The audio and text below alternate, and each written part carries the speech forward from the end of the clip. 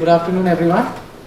In a rapidly changing world, the skills required of leaders are evolving at an unprecedented pace. By 2013, nearly 39% of core skills will transform, demanding agility, strategic thinking, and emotional intelligence. As HR expectations shift, leaders must become architects of continuous learning, adaptability, and human-centered innovation. Therefore, evolving skills and HR expectations, preparing leaders for the next decade, a topic isn't just a topic for discussion, it's a blueprint for the leaders of tomorrow, from our leaders of today. I'm honored to now invite our panelists on stage. We're delighted to host Mr. Partha Samai, Vice President and Head Human Resources of Jio, as one of our distinguished speakers for this session.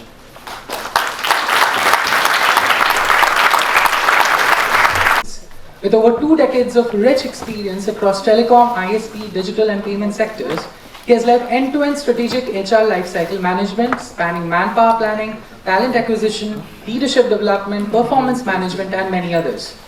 In his current role at Jio, he leads HR strategy for one of India's leading telecom organizations, aligning human capital initiatives with business imperatives. Prior to this, he served as Group Head Human Resources at AGS Transact Technologies, where he led HR strategy for a multi-location enterprise with over 15,000 employees. His leadership journey also includes key responsibilities at Ticona, Tata Teleservices and Airtel, where he rose to progressive HR responsibilities. Mr. Samai has been widely recognized for his contributions to the HR domain, earning numerous... Mr. Prasad is a seasoned HR leader with over 22 years of experience spanning HR strategy in India's aviation sector. At IndiGo, he has led the design and execution of award-winning DEI frameworks, creating inclusive opportunities for deaf employees at check-in counters, and launched impactful programs on mental well-being, internal mobility, hybrid culture, and continuous learning. Under his leadership, IndiGo has had the honor of being recognized with 9 national awards today, and look forward to your insights on building people-first organizations in a complex and rapidly evolving world. Thank you. He exemplifies dedication and loyalty, having joined the company straight out of XLRI Jamshedpur in 2008 and never looking back since. His journey is a testament to the fact that when commitment meets passion, it creates a lasting impact on both people and businesses. Over the years, Mr. Damani has held diverse leadership roles across ITC's businesses and geographies, from his early years as an assistant manager HR at the Munger factory to managing employee relations at Saharanpur to leading as general manager employee relations. To hear your thoughts here. Also, I would like to welcome Ms. Arpita from campus engagement and employer branding. With over 17 years of diverse experience across leading organizations, she currently spearheads strategic workforce planning and skill-based hiring initiatives at Axis Bank, driving the bank's vision of building a future-ready and digitally enabled workforce. At Axis Bank, Ms. Pamnani has been instrumental in expanding the bank's annual hiring capacity through 9 hire, train, deploy programs and ensuring the seamless integration of over 3,000 employees during the Citibank merger. Her focus on innovative HR models and digital transformation has strengthened Axis Bank's position as an employer of choice in the financial services sector. Prior to her current role, she served as Assistant Vice President. Her career reflects a strong commitment to fostering capability, building inclusion and innovation within the ever-evolving HR landscape. Ms. Pamnani, it's an honor to host you at IIFT Kolkata, and we look forward to gaining valuable insights from your extensive experience and leadership journey. Research exploring how organizations can adapt to the changing skills landscape. Her nuanced understanding of evolving talent needs makes her an ideal moderator for today's conversation on preparing future-ready leaders. We warmly welcome Dr. Jaiswal to guide this enriching dialogue.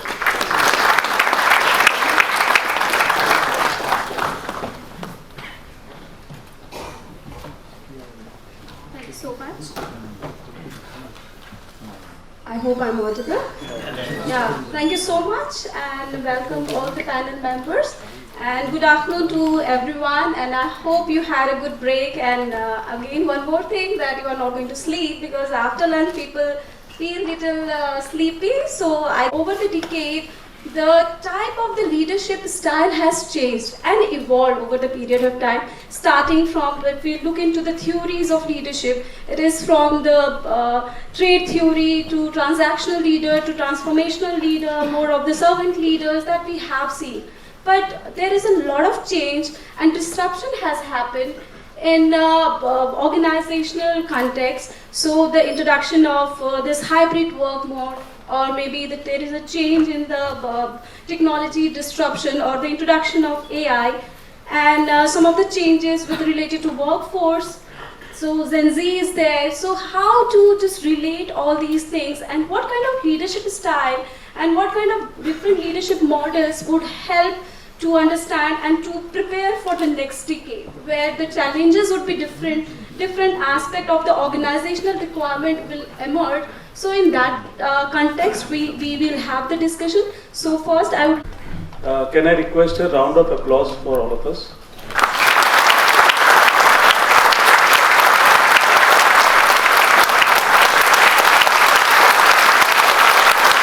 I generally do this because उसके बाद पता नहीं भरोसा नहीं. I just wanted to make it lighter. You are agile enough. You are very, very open to learn new things and reskill yourself.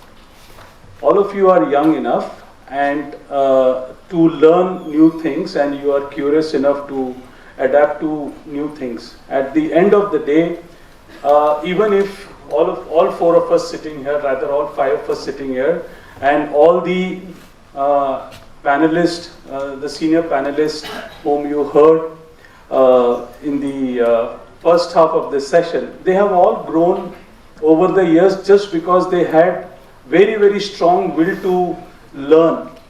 Maybe we can very easily use the word reskilling themselves mentally. But I come from a background where we train our this part first and then the physical part. It is often misunderstood that armed forces people are physically very strong. ऐसा नहीं होता है. We are trained first here, would always walk a path which is a continuous learning. Until unless that you have in your head, it doesn't work. Second bit, which I feel is working very good. There are 3 C's which I feel one should follow. One has to be curious. Curious for what? Curious to learn. In your past sessions, you must have heard many a times that you need to have that, hunger and appetite to learn. If you are curious to learn, your team will learn with you and you will learn along with your team. So you have to open that mind that I'm a leader who is open to learn from everywhere, 360 degree. Second, a leader who will be very collaborative. Because if you are curious to learn, you will have a very, very good window and very, very good appetite to collaborate with people. You will build a team which is very, very collaborative, which will earn and win victories for an organization as a single unit. And if you are working as a single unit, you should be open to any kind of feedback, be negative, be positive, right? So you should have that courage to take that feedback very, very effectively. Last is the courage. That is the 3rd C. A leader with an amazing courage to lead teams as a unit and take it to the next level makes the unit stronger and stronger and stronger. That leader who is really taking the last man who is the weakest link and bring that weakest link to the front and ensure that they win as a team. Like I'm a sports enthusiast. If you are running a group marathon, for example, not a single marathon, or a cyclist team. So in cyclist, in Mumbai we used to do a lot of cycling. If you are doing a 200-kilometer cycling, you always have a drifter. Drifter is the one who cuts the wind for the cyclists who are running behind, right?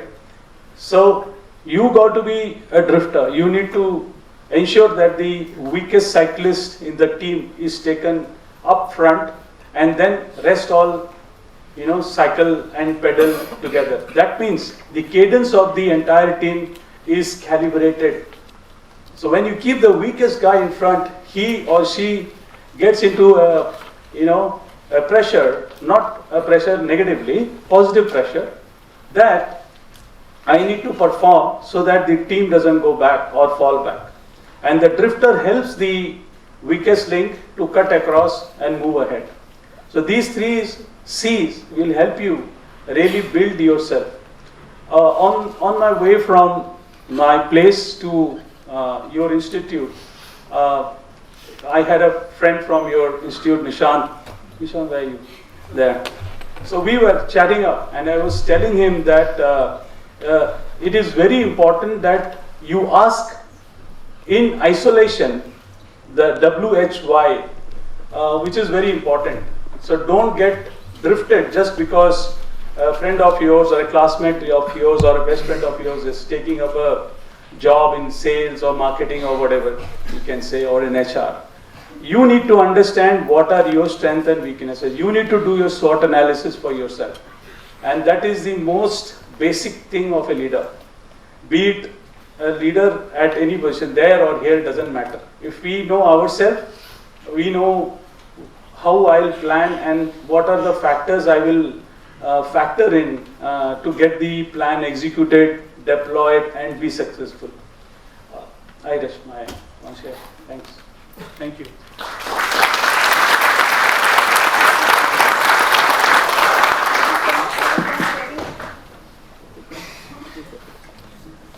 Thank you so much, sir, for sharing your 3 C's for the leadership.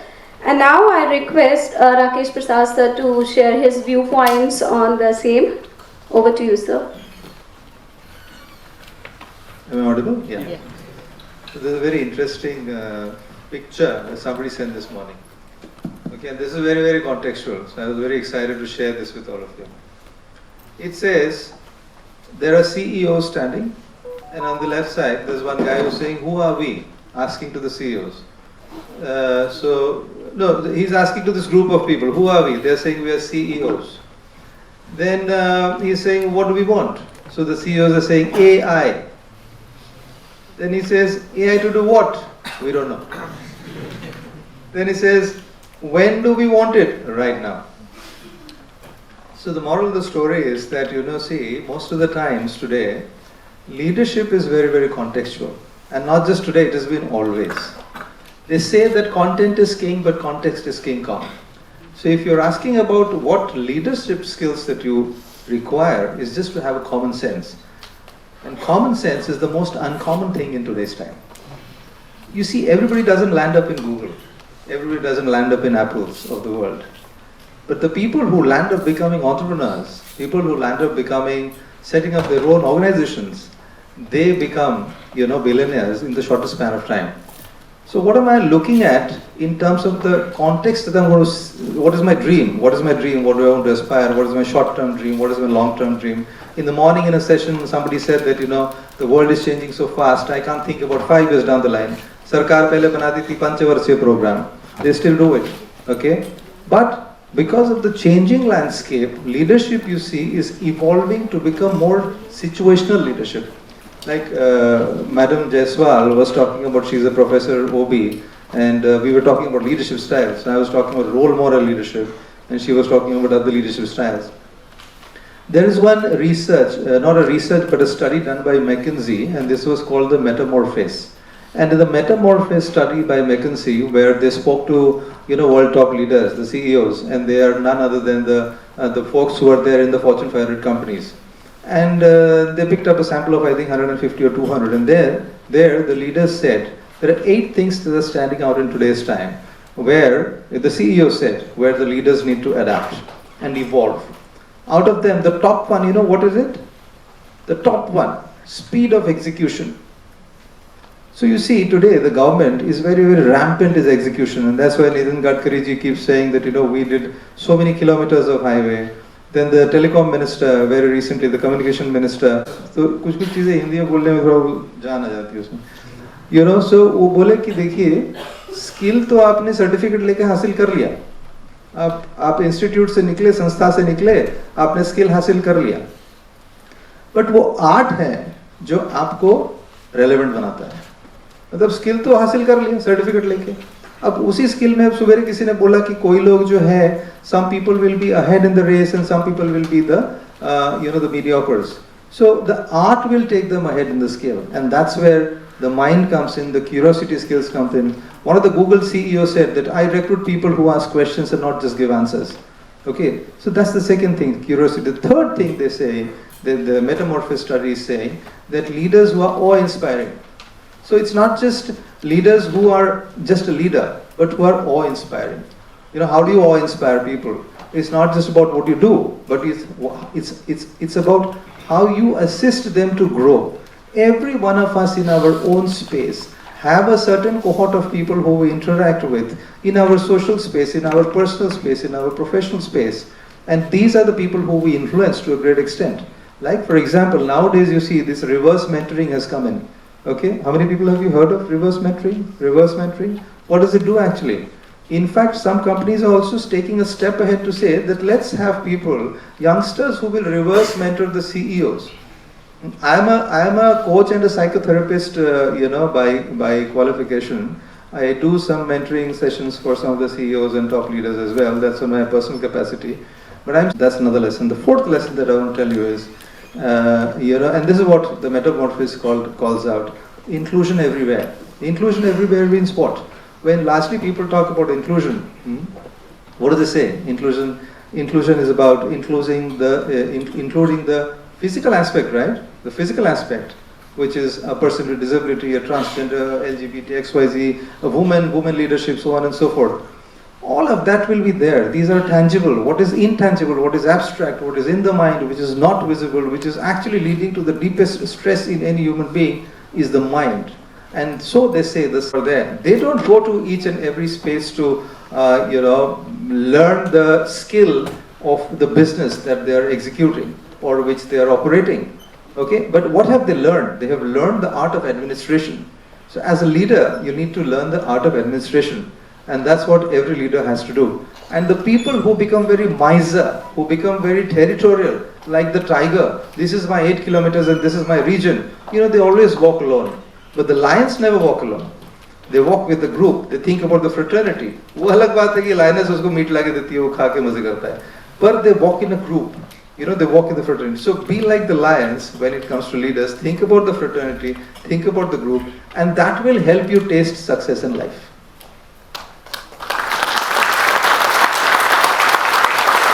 Thank you so much, sir. So, through your views, we have received some of the competencies like adaptation, speed of execution, and humanity, then inclusion.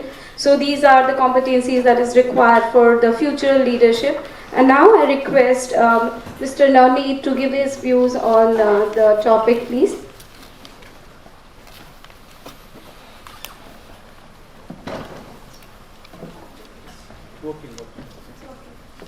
Yeah. Thanks, ma'am. And thanks. I think a lot of that kind of a leader. So thanks for such a warm and lovely introduction.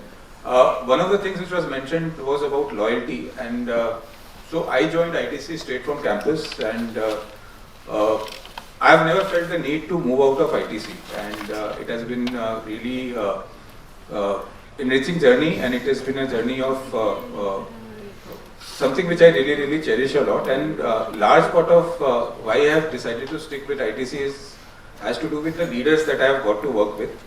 I'll just speak about a few of the things which I've seen from them and picked up from them.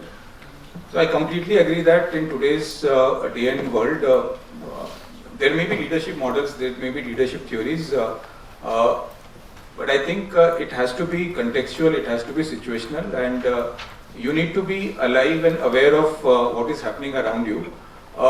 Two things I'll just mention. So one is, I think the generation which is coming today, I think their worldview is very different from even what I have experienced when I joined the organization. So I'll give you an example of one of my team members. So in our thought, the way in which your career happens, especially in HR, it is very, very well defined, and therefore you are supposed to pick up some experiences, do certain things, and that is something which is going to set up you for success, and therefore success is very, very well defined in that sense. So one of the things is, so I worked in factories, I worked in Munger and I worked in Saharanpur, and for a long period of time I did the role of general manager in employee relations. Again, that was about working with all the factories of the tobacco business of ITC. So one of the things which happens in a factory is something called long-term settlements, which you sign with the union, and it is supposed to be something which is truly important and a landmark thing in your career. If you want to do well in ER, IR, you need to know how the settlements happen, and you need to have that kind of an experience. So therefore, I'll narrate one incident. So when I was doing the role of general manager, employee relations, so one of my team member, he was posted in a factory in Saharanpur. I was in head office in Kolkata. So the settlement was just coming up, and we were all preparing for the settlement. And in ITC, when the settlement happens in the factories, it's a very, very extensive process. In fact, our settlements are 300 long pages books, and it covers every aspect of the factory. So interesting. So when he used to come to Kolkata and visit any city, and obviously he will mention that I am finally out of some terms he used to use, I can't use that, but I used to get the message, what he's trying to say. So for him, being in a small town in Saharanpur, and by the way, Saharanpur is not a small town, it's quite decently well developed. But in his mind, he was very clear that in his early years, he has just joined from campus. He felt that he's wasting his life because all of his batchmates and other people are there in cities, and they are weekends are there, Saturday is not working, you go to a pub, you go to places with your friends. And so I called him when I saw his status messages again and again. So I called him and I asked him, what is it that you would want to do? And I told him that LTA is coming up, LTS is coming up, it will be a very, very good experience for you. It will help you in your career, and it will really take your career forward. And I asked him one question. I thought that it is absolutely the killer question, and it will settle everything in his mind. So I asked him, what is more important, getting the experience of a long-term settlement in a factory which is so big for ITC Saharanpur, or being in say Bangalore or Kolkata or Pune or Delhi with your friends? At this point in time in your career, what is it that you would want to choose? And his answer was very simple, that there is nothing to debate. I would want to be in Kolkata or Bangalore. I don't want the experience of a long-term settlement, and I was absolutely taken aback. I thought that, and I was not able to relate to it. I was thinking, how can he think like this? I mean, you are working in a factory, you have to have that kind of an experience. And again and again with people who are coming in now, I am seeing that is their priorities in life is very, very sorted. The definition of career is no longer linear. Definition of career within an organization is not linear. Definition of career is actually spanning across organizations. So recently I had one, she was doing exceedingly well she was handling a brand's role in our business, personal care business. So she was very, very clear in her head that I have done a sales stint, I have done a now brand marketing stint. Now the next stint is something which I want, which is not available in ITC. So even though I am doing extremely well, everything is taken care of, but since I want that particular experience, I need to move out.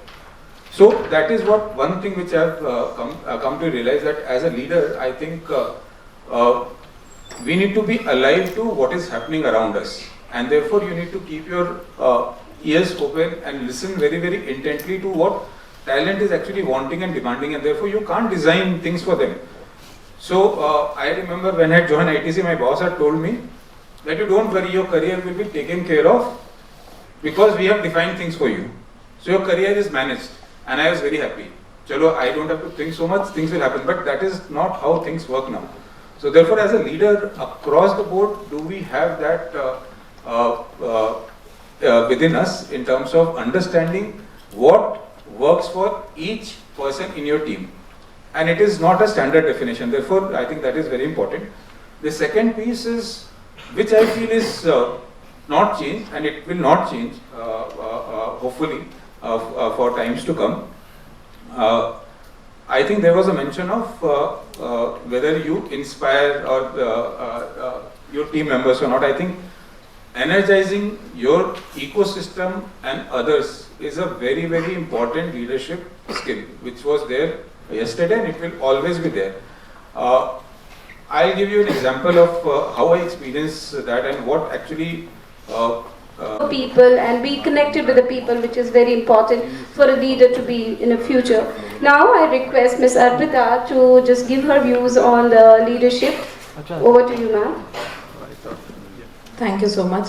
I think being the last one in the panel is yes. I think the only thing that's left is more about summarizing than adding anything. A lot of you I see, and we all hope, will probably become HR leaders tomorrow. Someday maybe you will come up and say, Arpita, I was in that panel of yours and now I'm this. And maybe 2 cents from this panel or any other discussion you have had, maybe that will add some value to you, and that's the whole purpose. I understand that some of you are supposed to just sit here and listen, but believe me, if I have learned something from leaders, it is from these discussions and interactions like this. It really helps because everybody who will be here has grown. Grown means they have had some learning which they have used to be able to in different positions where they are also leaders today. And there are so many times when I'll just pick up a phone and call up somebody from the same industry or from some other industry and ask, hey, look, I'm kind of dealing with this and I'm not being able to crack it, and what are you doing in that? So I'm one of those millennials who have been a topic of discussion for the longest time. Now it's Gen Z, so I'm like really satisfied. So now millennials are the more responsible people, from that whole cracking the code thing, and now Gen Z is the complex one. And what I've realized over the time is we will keep evolving. There will be another generation that will come in. Any generation that comes in at that point of time, especially in their 20s, will have less, like everybody said, the humility of a leader to be able to accept that there will be multi-generational people under you, and there will be some value that everybody is going to add.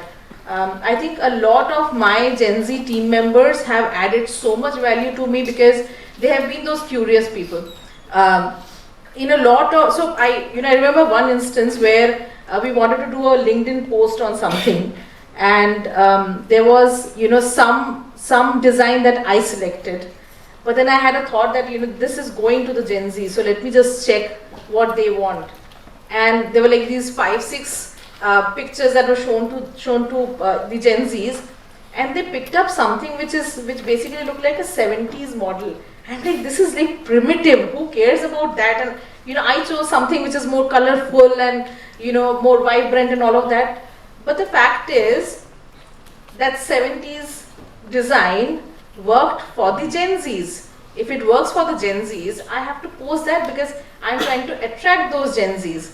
So I think that's where I will say that you also need to have this humility, this understanding that every generation, every set of people, and it's not about generation, it's more about the age group you're in, the experience you have, the family that you have. When I'm just a bachelor earning a lot of money, my parents are still working, I am at a different life space, and it has got nothing to do with millennials or Gen Zs or alphas or whatever. When you also grow up, when you get into your 30s, you'll feel that the next generation of 20s are a little careless, and that will keep on happening. But they also are a very curious lot. They are also a very agile lot. They will bring in those nuances that you will not be able to bring in because you've kind of grown, and we talk about out of the box thinking, right? But end of the day,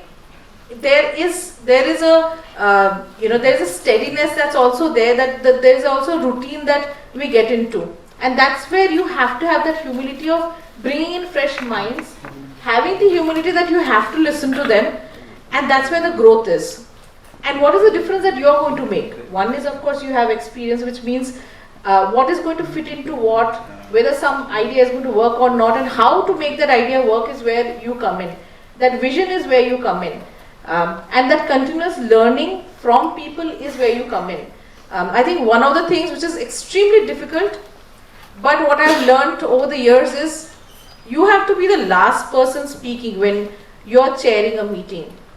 If you don't let people give their opinion, you cannot have a conclusion of things. A meeting is not about being monosyllabic and you keep on talking and you keep on throwing your ideas. If you learn to imbibe those ideas, that's where your growth comes in. And if you grow, your team grows, and if you let your team grow, you grow. So, as long as we have that understanding, that gives you enough agility to be able to move up the ranks. Yep. Thank you so much. Understanding of what should be the corporate culture, how should my behavior be.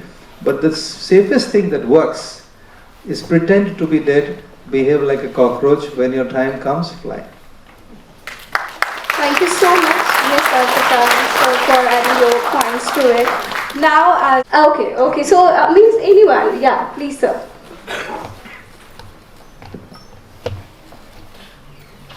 So I'll give an example. Two things that I mentioned. In fact, the leadership has to start from self-leadership. So therefore, across the, in some sense, the value chain, what are the things that you want a person to necessarily build is what we focus on. So like I mentioned about at the level of self, I talked about psychological capital.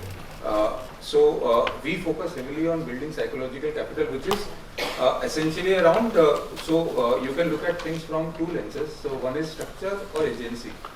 So many times what we have also experienced is structure takes over for a lot of people, where you feel in that situation you feel hopeless or helpless, where you feel that environment has a disproportionate impact on you.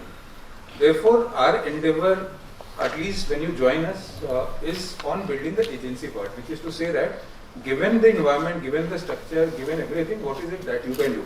So therefore, can you be more resilient? Can you be more optimistic? Can you be more hopeful? And can you actually believe in yourself in terms of your own self-efficacy? So the heavy focus is on building psychological capital.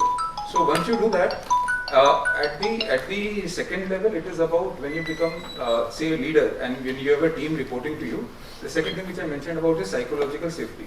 So therefore, and psychological safety doesn't mean, many times people feel that psychological safety is not about Of a CEO, because I'm also a coach to some of the senior leaders in this corporate space. So I asked him this question, what Madam Jaiswal just spoke about. I said, what is it that, we were having a conversation and I asked him that, what is it that has helped you evolve to wherever you are today? And he's a great leader.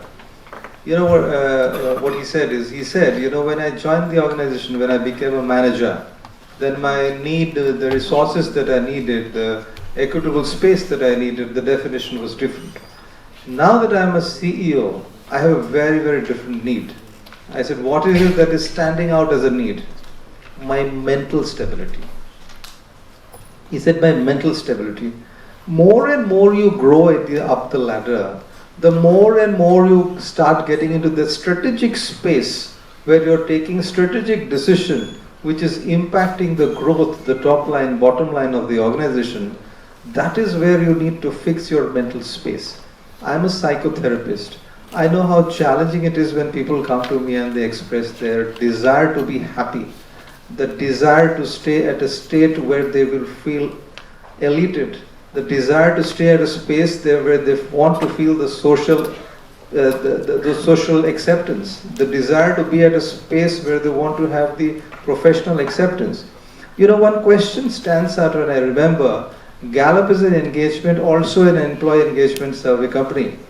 You know what Gallup used to ask in the 12 questions that they always put across to different companies, and after that Aon came up with various other questions as the employee engagement survey, but this Gallup stood out in one question out of the 12 questions. Do I have a friend at work? most people at the senior level leadership are very alone.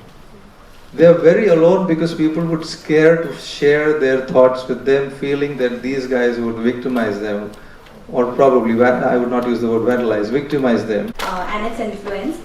We can see Gen Zs are losing on creativity and independent thinking. So how you see this growing in future, them as future leaders, and how can we solve this problem? So I keep giving this example that span of time, because you will grow your business, is where utilizing wheels come in, right? Similarly, be it AI, be it any other function, you will also say that and the more and more time we give to thinking, the more and more time we end up giving to people when it comes to one-on-one interactions, when it comes to quality interactions, that's where the transaction will die down. So you have to use. But it's my quality of work. I'll tell you why. I'm a PhD fellow. Okay, and I've just started. It's just been about 2 months. The interesting thing is the professor has relevant skills keep changing, because I feel that's also very necessary for organizational commitment, which is also fading as the newer generation gets into the workforce. I think I'll just, it's a very great example. You used a lot of jargon. It should be adapted to the relevant skills as they change. As technology comes in today, even the skills that are demanded of the newer workforce is changing very rapidly. So how is that being adapted for in the job roles which are eventually coming up, so that the people who come in are actually also committed to the organization long term? So I asked you to ask the question again is what I'm kind of trying to summarize. It has to be very simple. Anything you need to understand it, and it has to be that simple. As long as it is simpler, it is better. But I'll let the other panelists to answer the question. May I know your name again, please? Mayank. Of competencies which they feel that this candidate or the talent would be trainable enough for our organization to train. Because if you have in toto coming to the organization, I am telling you, if you hiring me and what you feel that whenever it fits in, you take me. Thank you. Thank you, sir. Your survival, your kind of growing in the organization comes in. Learning something new and learning something different. So for say young professionals like us, what do you suggest, how can we handle the pressure of learning something new also, but also developing an in-depth understanding of a particular domain? How to maintain a balance between the two of them? Why are you under pressure? not that, but like I was like, I'll tell you something. Never only left and right. If they are beautiful in drum or strings, you also need to do that. Maybe you're very good at vocal, right? Maybe you are a good singer. जरूरी नहीं है कि आपको वो acquire करना है तो. That's my thinking. And especially, Navneet rightly said, I'm not going to retire from the same organization. It means you're going to go into different organizations, right? So, being friends with them, you have a lot of time in your hand, which you won't have, believe me, once you get married, get into a family, because there will be a lot of that time that you need to give to your other priorities, and make managers dependent on you, because you are probably doing half or more than half of their work. Do all of that. Take that pressure. It is okay. And when you take that pressure, you will be able to take a pressure like Maruti later on. So facing a very typical situation, right? In the workplace. It's not about my colleagues or the administrative staff. There is a owl syndrome and sleepwalking settling in, right? I hope. दिन में class में अच्छे से देखते हैं, but I don't know whether you are understanding what I say or not. And they manage it with the water bottle kind of a game. So every table will have water bottle, a person will be looking at me and then immediately gulp a glass of water, and after that he will be looking at me. Now, when you are, my question, there are two questions. Number one, when they come to your organization, do they behave like this? That is one. Number two, the effectiveness of it, because see, they were asking about the skills and how do I get to ask you. Thank you. I have to be very, very carefully answering the professors because they want to evaluate me in my PhD. No, so jaiye. If that happens, House syndrome is gone. The second is, on a lighter note, start working in the night. But on a serious note, if I go back to my story of